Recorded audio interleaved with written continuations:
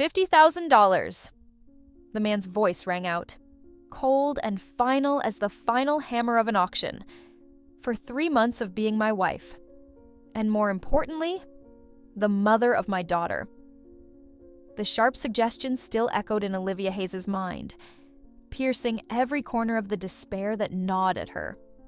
Outside the window of a small, secluded coffee shop in Lincoln Park, Chicago's November rain was lashing the glass, as blurry and gray as her uncertain future.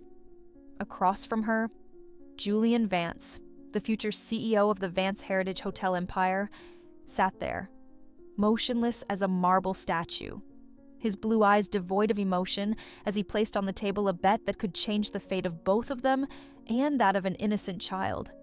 The air was thick, except for the steady patter of rain and the rapid beating of Olivia's chest, where pride and misery were torn violently.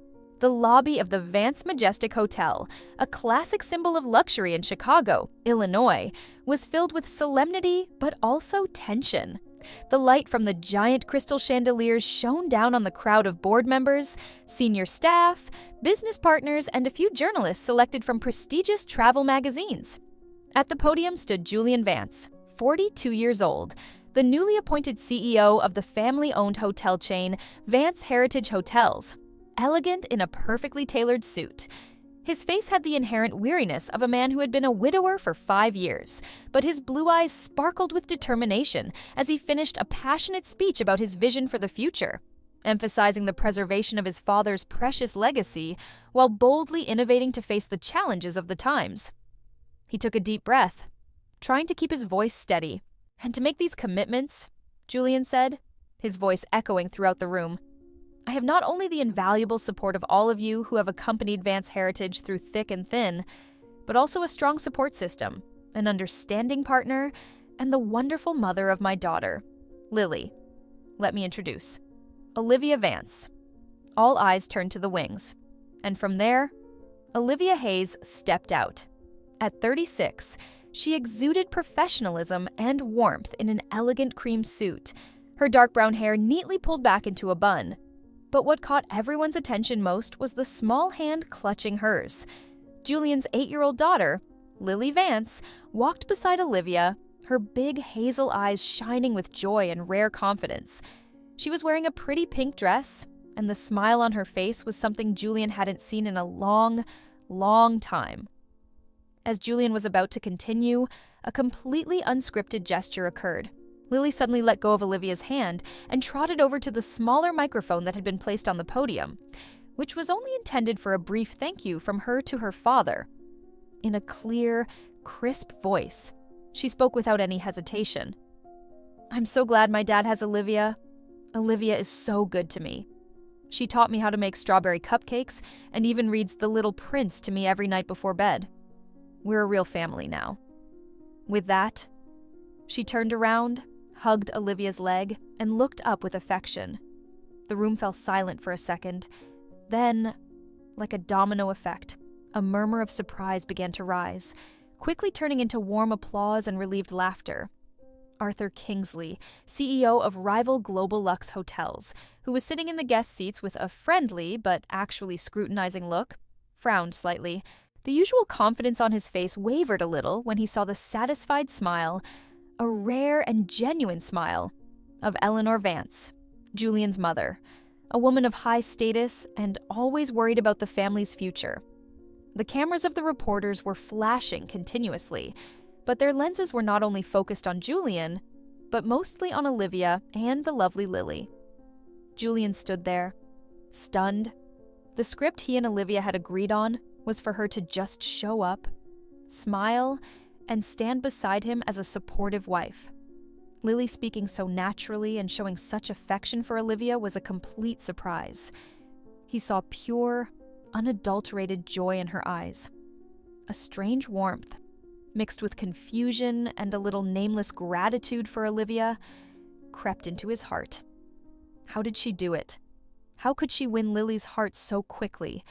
The ceremony ended with Julian, Olivia, and Lily standing together on stage. A perfect family in the public eye. Olivia gently placed her hand on Lily's shoulder, an instinctive protective gesture. All eyes were still on her, the mysterious woman who had just entered CEO Julian Vance's life, and on his little daughter, who seemed to have found her smile again. 2 weeks before that dramatic inauguration, the atmosphere in Julian Vance's office at the headquarters of Vance Heritage Hotels in Chicago was different. It was heavy with pressure and desperation. Global Lux Hotels, under Arthur Kingsley, is becoming increasingly aggressive. Michael Davies, Julian's CFO and confidant, announced with a grim expression. They've just increased their takeover offer by 15%. Some of the board, especially those who are only interested in short-term profits, are starting to waver. Julian rubbed his temples. He knew Kingsley was a seasoned business shark. It wasn't just the numbers that he was after. Kingsley had openly questioned Julian's leadership abilities, hinting in the media that a single, widowed man with no family stability would be unable to steer a large corporation like Vance Heritage through the storm. It was a vicious attack, aimed directly at Julian's personal weakness. The pressure didn't just come from outside. His mother, Eleanor Vance, a woman of high status and family tradition, also expressed her concern. "Julian, you can't go on like this all by yourself," she said at a family dinner, looking far away at Lily playing in the corner. "Lily needs a mother, a home, and the company needs a more stable image. Do you know what I mean?" Julian understood. He understood. He loved the company his father had built. He wanted to protect its legacy, protect the jobs of its thousands, and most of all, he worried about Lily, about her future. He felt like he was backed into a corner, with few options left. Meanwhile, in another corner of Chicago, Olivia Hayes is facing her own crisis. She is a talented, artistic freelance event planner. But a technical glitch at a major event she recently planned a problem that was entirely the fault of the sound equipment supplier, but which she was responsible for has severely damaged her reputation. Several potential contracts have been canceled, and her finances are starting to look tight. She needs a kick, a big project, to revive her career and prove herself. As fate would have it, Michael Davies came to know Olivia through a small, successful project she had done for one of Vance Heritage's hotels a few years earlier. Michael was impressed with Olivia's professionalism, discretion, and problem-solving skills. When Julian shared his desperation for a family face to deal with Kingsley and appease the board, Michael hesitantly suggested Olivia as a special solution. Julian and Olivia met at a small, discreet coffee shop in Lincoln Park. Julian, his face tense and uncharacteristically tense, laid out the situation at Vance Heritage Hotels and his unusual proposal. "Miss Hayes, I need you to act as my fiancée, and after the inauguration, my new wife, for 3 months. The amount I'm asking is $150,000, 1/3 due upon signing." He paused, looking Olivia straight in the eye. "But more important than money, I need you to establish a good, honest relationship with my daughter, Lily. All interactions with her must be based on genuine respect and affection. If Lily becomes uncomfortable, or if I detect any insincerity in the way you treat her, our arrangement will be terminated immediately, regardless of the consequences." Olivia was stunned. This was the strangest offer she had ever received, pretending to be a CEO's wife. She was no actress, but looking into Julian's desperate yet determined eyes, she saw the sincerity of a father's concern and the chance to solve her immediate financial problems, along with restoring her reputation, was a great temptation. The clause about Lily, however, was what really made her think. Olivia loved children, and the fact that a powerful man like Julian would put his daughter first, with specific demands for sincerity, made a good impression on her. "I will do this, Mr. Vance," Olivia replied after a moment of silence, her voice calm but determined. "On one condition, I will never cheat on your daughter. My relationship with Lily, if it can be formed, will be a real one, based on trust and love. And I will have complete control over how I interact with her, within the bounds of safety and what you deem appropriate. Of course, I will not force her, nor will I attempt to replace her mother."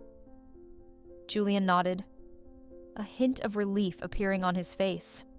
I agree. The contract was quickly drafted by Julian's lawyer, with detailed terms about confidentiality, mandatory events to attend, and that Olivia would temporarily move into a separate guest house on Julian's large mansion in the suburbs of Lake Forest to facilitate her adjustment to her new role and especially to have more time to be close to and take care of Lily. The first meeting between Olivia and Lily took place a few days later. There was no forced arrangement.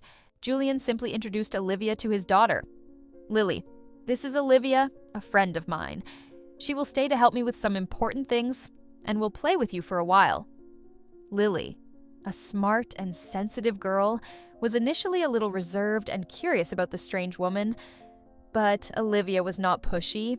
She did not try to bribe Lily with expensive gifts or empty promises. Instead, she patiently listened to Lily's endless stories and played with her favorite games, from puzzles to painting. They made strawberry cupcakes together in the large kitchen, the same ones Lily had proudly shown off at the inauguration. Olivia also discovered that Lily loved to read, and every night she spent time reading to Lily, usually fairy tales or exciting adventures. Olivia did not try to replace Lily's late mother. She was simply there, as a great friend, a listener, a confidant. Gradually, Lily's defenses began to melt. She found in Olivia a warmth, patience, and a genuine joy that had long been lacking. Julian, despite his busy schedule and Kingsley's pressures, took the time to observe from afar. He was surprised and relieved to see his daughter smiling more, talking more, and most importantly, her eyes no longer had that constant sadness. Even Mrs. Eleanor Vance, a meticulous woman who had always been skeptical at first, began to change her view of Olivia. She observed the way Olivia interacted with Lily, the gentleness, the unfeigned sincerity in every gesture, every word. Although she did not completely trust her son's relationship, at least she saw positive changes in her granddaughter. And for her, Lily's happiness was the most important thing. After Lily's surprise speech and Olivia's impressive appearance at the inauguration, the image of the happy Vance family was quickly exploited positively by the local media. Headlines such as CEO Julian Vance finds new love and happiness for his little daughter, or Mysterious Beauty warms the heart of the head of Vance heritage appeared in many newspapers and magazines. This, as Julian expected, created a wave of sympathy from the public and somewhat reinforced his stable image in front of the board of directors. Arthur Kingsley, despite his obvious discomfort, did not give up his plot, continuing to exert financial pressure and spread unfavorable rumors. To maintain their image, Julian and Olivia, often accompanied by Lily, were forced to attend a number of important community events and charity parties. In public, they played the role of a couple in the process of getting to know each other and preparing for marriage quite naturally. Lily's comfort and obvious joy in having both Daddy Julian and Miss Olivia by her side made their play much more convincing. However, living under one roof, even though Olivia lives in a separate guest house, is not all rosy. Julian, accustomed to the quiet and somewhat rigid order of a longtime bachelor, sometimes feels uncomfortable with the pleasant chaos that Olivia brings. Once, Olivia took it upon herself to rearrange some of the decorations in the main living room of the villa, thinking that doing so would create a more cozy family atmosphere. Julian, upon finding out, was not happy, which made Olivia feel offended. There were also misunderstandings about roles and boundaries. Julian, in his CEO habits, sometimes unconsciously ordered Olivia around as if she were a subordinate. Olivia, with her high self-esteem, did not hesitate to respond, gently but firmly reminding him of the mutual respect agreed upon in the contract. "Mr. Vance, I am here to help you, not to be your servant," she said bluntly on one occasion. More surprisingly, they also have some pretty intense arguments about how to raise Lily. Even though Olivia knows her role is only temporary, Julian, after the pain of losing his wife, tends to be overprotective of his daughter. Meanwhile, Olivia believes that Lily needs to be encouraged to become more independent and stronger. "You can't keep her in a glass cage forever, Julian," Olivia says during a rare dinner for the two of them. "She needs to experience things, needs to stumble in order to grow up." These arguments, while sometimes uncomfortable for both of them, inadvertently help them better understand each other's perspectives and deep values. The unexpected bond between the three, Julian, Olivia, and Lily, was nurtured from very ordinary moments. One afternoon, Olivia received a phone call from Lily's school informing her that she had a small performance that Julian, due to a sudden and stressful shareholder meeting, had completely forgotten about. Without hesitation, Olivia canceled her appointment and rushed to school. She sat in the audience, cheering enthusiastically for Lily's dance performance. When Julian, after Michael's reminder, suddenly remembered and rushed to the place, the performance had just ended. He saw Olivia holding Lily in her arms, gently comforting her, who was trembling slightly with nervousness and a little hurt because her father was late. At that moment, the image of a strange woman comforting her daughter with all her sincerity touched a deep corner of Julian's seemingly calloused heart. Another night. Julian worked very late in his private office. When he tiredly stepped out to get some water, he was surprised to see that the living room lights were still on. Olivia and Lily were watching an animated movie together on the large sofa. Lily had fallen asleep on Olivia's shoulder at some point, her breathing steady. Olivia, perhaps also tired, was also dozing off, her head leaning lightly against the back of the sofa, one arm still wrapped around Lily. Julian stood still watching the scene. He gently walked over, carefully carried Lily to her bedroom, and covered her with a blanket. Then he returned to the living room, took a thin blanket and covered Olivia. He pulled a chair and sat down next to her, quietly watching her beautiful sleeping face. A strangely peaceful feeling that he had not felt for a long time. Even Eleanor Vance began to take more initiative. She invited Olivia to tea alone, no longer with the checking attitude as before, but an open, sincere conversation between two women. She told Olivia about Julian's late wife, about their love, about the pain and torment that Julian had to bear alone for the past 5 years. He's closed his heart for too long. Olivia, Eleanor said, her voice a little sad, I just want him to find happiness again, and Lily to have a complete home. Eleanor's confidences made Olivia begin to see Julian in a different light, not just as a contract partner or a cold CEO, but as a man with deep wounds that needed to be healed. However, Arthur Kingsley was not one to give up easily. Seeing that Julian's happy family image was gradually gaining public sympathy and consolidating his position, Kingsley decided to launch a new counterattack. He had his men thoroughly investigate Olivia's past and quickly discovered the professional incident that had caused her trouble in the past. Kingsley did not directly attack, but cleverly had his henchmen anonymously leak this information to a few gossip bloggers and hinted to some conservative board members that the woman Julian Vance chose as his life partner seemed to have problems with reliability and professionalism. Malicious rumors began to spread among Chicago's upper class. Julian Vance's fiancée isn't as perfect as she seems. The scandalous past of CEO Vance Heritage's new lover, Olivia began to feel heavy pressure. She feared that her past would become a weapon for Kingsley to attack Julian, damaging the company and especially affecting Lily. She felt like a burden, a weakness for Julian. At one point, she seriously thought about unilaterally terminating the contract, quietly withdrawing to protect him and his son. Meanwhile, at a subtle suggestion from Eleanor, and also part of the original script to further strengthen the family image, Julian, Olivia, and Lily take a weekend trip to a small, quiet resort owned by the Vance family in rural Wisconsin. 3 days away from the hustle and bustle of the city, without the pressures of work, without prying eyes. They walk together in the autumn leaves, cook simple but cozy meals together, and play childish games with Lily. In that relaxed and intimate space, Julian and Olivia had more time to talk privately, not only about work or Lily, but also about each other's secret thoughts and dreams. Olivia told Julian about her passion for creating perfect events, about her disappointment when encountering unexpected problems. Julian, for the first time, also opened up to her about the pressures of having to shoulder a great legacy, about the loneliness at the pinnacle of power, and about the desire to have a normal life, a real family. On the second night at the resort, Lily suddenly had a slight fever. She was fussy and refused to leave Olivia's side. Julian and Olivia stayed up all night to take care of her. Julian fumbled to take her temperature and get her medicine, while Olivia gently wiped Lily's forehead and coaxed her with soft words.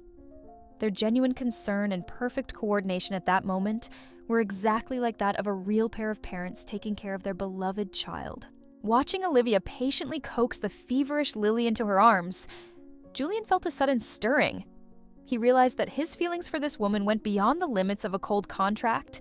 He felt he needed her, not just for the company's image, not just to please his mother, but for himself and for Lily. A sense of ownership, a vague jealousy at the thought of Olivia leaving after the contract ended, began to creep into his mind. The storm really hit soon after the weekend trip. Arthur Kingsley, sensing the time was ripe, formally made a final takeover offer, a figure so financially attractive that it was enough to sway even the most loyal board members. At an extraordinary meeting of the Vance Heritage Hotel's board of directors, Kingsley, with the confidence of a mastermind, did not forget to subtly bring up rumors about Olivia Hayes' not-so-good past, implicitly questioning Julian's sensitivity and emotional stability in choosing such a woman as his wife and stepmother to his daughter. Julian faced the biggest challenge of his career. He had to present a strategic plan to protect the company, to convince the board of his vision and leadership. He spoke of the legacy, of the growth potential, of his commitment to his employees. His voice was strong, his arguments sharp, but he could sense the wavering in the eyes of some of the key members. The fate of Vance Heritage Hotels and his family's future seemed to hang by a thread. Meanwhile, Olivia, after many sleepless nights, made a difficult decision. Before the board meeting, she went to see Eleanor Vance privately.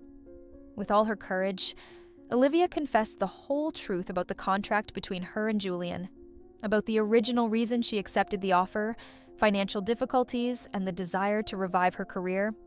But she also sincerely affirmed the love she had for Lily, a pure, selfless love. And then, hesitantly, she also admitted the special, growing feelings she had for Julian. "Sir, I know that my start with Julian was not right," Olivia said, her voice choking. "I don't want my past, or this contract, to affect Julian's reputation, the future of the company, and especially Lily's happiness. After everything is settled, after Julian has protected the company, I will quietly leave. Please believe me." Eleanor, after the initial shock of hearing the whole truth, looked deep into Olivia's tearful but determined eyes. She saw there not calculation, but sincerity, sacrifice, and true love. She had lived long enough to know the value of those things. The board meeting was in full swing. Arthur Kingsley had just finished his powerful presentation, and the atmosphere in the room seemed to be tilting in his favor. Julian felt his heart sink. At that moment, something completely unexpected happened. Eleanor Vance, as a major shareholder and wife of the late founder, unexpectedly stood up to speak. Her voice was firm, but also full of emotion. She spoke not only about the core values, about the glorious history of Vance Heritage that her husband had worked so hard to build. She also spoke about the positive change, the rebirth that she had seen in her son, Julian, and in her granddaughter, Lily, since Olivia Hayes came into their lives. "Money is important, ladies and gentlemen," Eleanor said, looking at each of the council members. "But there are things more important than money. It's legacy, it's humanity, it's family. Vance Heritage is built on those foundations." And then, the biggest surprise happened.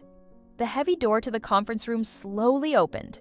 Michael Davies walked in, and beside him was none other than the little girl, Lily Vance.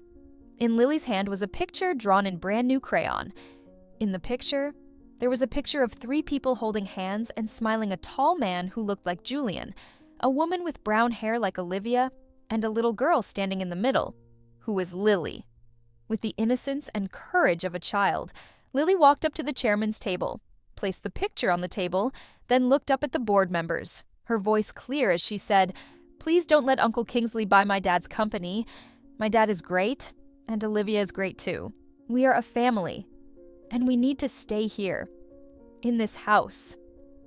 The entire conference room fell silent. Lily's actions, the innocent yet meaningful painting, along with Eleanor's sincere words, had a strong impact on everyone's emotions, especially the older members who always valued family values and inheritance. Julian was stunned.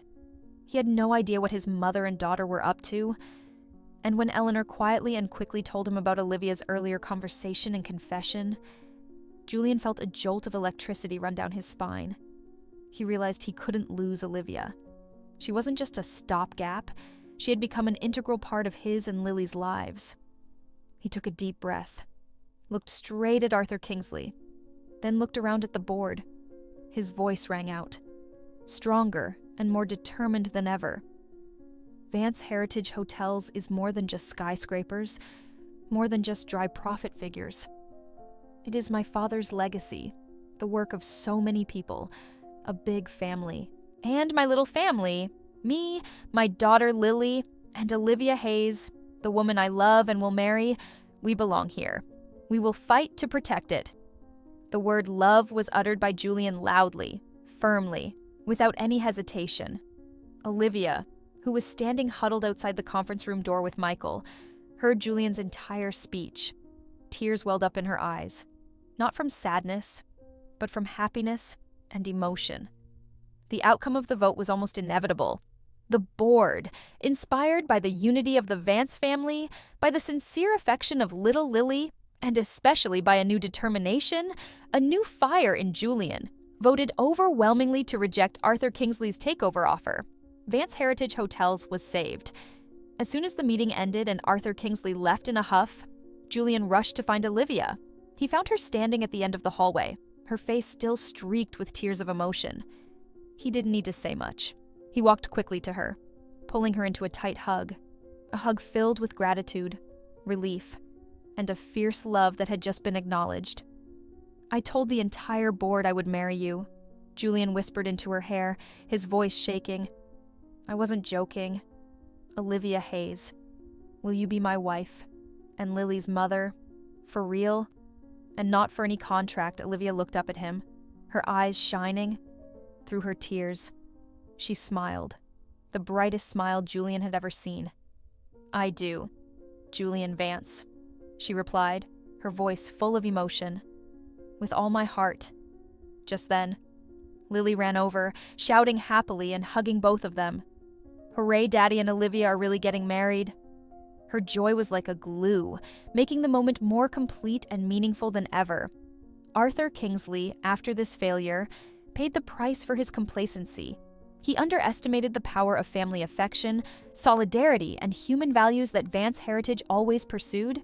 Global Lux Hotels also suffered some negative image effects after the incident. Vance Heritage Hotels, under Julian's confident and passionate leadership, with Olivia's moral support and creative ideas, began a new chapter, stronger and more developed. Julian was no longer a solitary and stoic CEO. He had rediscovered joy in work and life. Julian and Olivia's wedding took place a few months later in the magnificent hall of the Vance Majestic Hotel, where it had all started so unexpectedly. But this time, it was no longer a staged drama. It was a real celebration of love, warm and full of happiness. Lily, in her pure white bridesmaid dress, was the happiest. She ran around chattering, telling everyone about her new parents.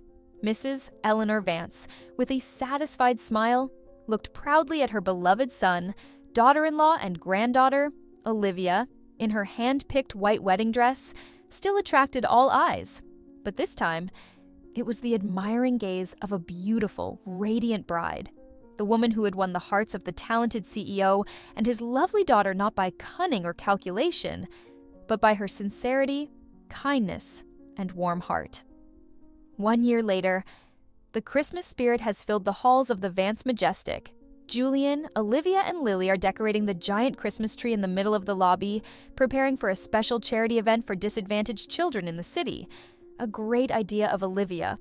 Lily, now 9, looking much more mature and cheerful, was giggling as she tried to hang a large star on the top branch of the pine tree with Julian's help. Olivia stood beside them, watching them with fond eyes. In addition to being a wonderful wife and stepmother, Olivia has also officially partnered with Vance Heritage Hotels, using her natural talent for event planning to elevate the hotel chain's special events, bringing a fresh, creative, and stylish vibe. Her former small flower shop has now expanded into a renowned event design and consulting company. O Events, Olivia Hayes Events, and is a regular partner of Vance Heritage. Julian wrapped his arms around Olivia's waist, pulling her close. "I still can't believe it all started with a nervous inaugural speech and a little girl who wanted a mother," he whispered, his voice full of love. "And yet, to this day, all eyes are on you, Olivia Vance, my most wonderful wife." Olivia smiled, a happy and fulfilled smile. She turned around and placed a sweet kiss on Julian's lips, a kiss that affirmed a true love that had blossomed from an unimaginable beginning, overcome all challenges, and found a happy, complete ending. They had proven that. Sometimes, the most unexpected things bring the greatest happiness. Thank you for taking the time to listen to this story. If you love this story, don't forget to click like to support the channel. Share this story with family and friends, and subscribe to the channel so you don't miss any stories.